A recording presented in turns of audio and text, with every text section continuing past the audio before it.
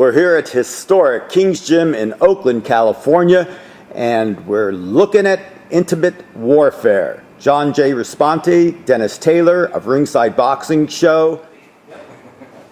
And I thought to myself, God, there's never been a book about Gatti and Ward. I mean, there's been a few things, but never really an in-depth look at them and their three fights.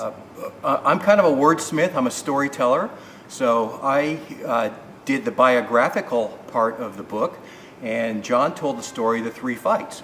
I told the story of Ward and Gatti leading up to the fight, kind of their collision course, how it all came to be, how they both got there.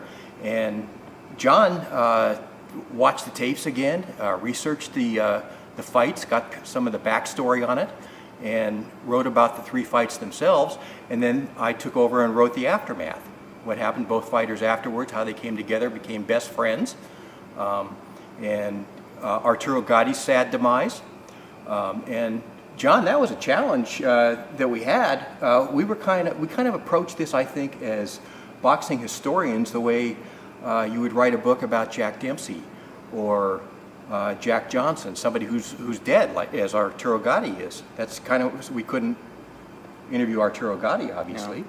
So we had to do our research. Yep, but you know what? Unless you were them, you'll never fully understand. It's like a guy. Right. It's like two guys who went to war together. Exactly. It's an experience that only they can understand. We're on the outside looking in. They were the guys that were really in there doing it.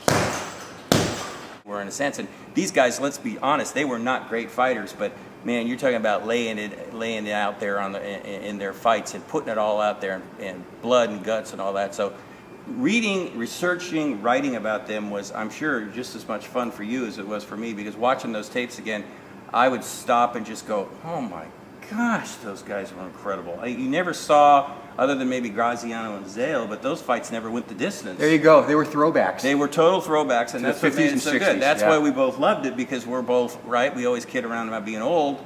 So this is the other thing. The younger people, the other boxing fans, need to read about these guys, because they really were what epitomizes the sport of boxing.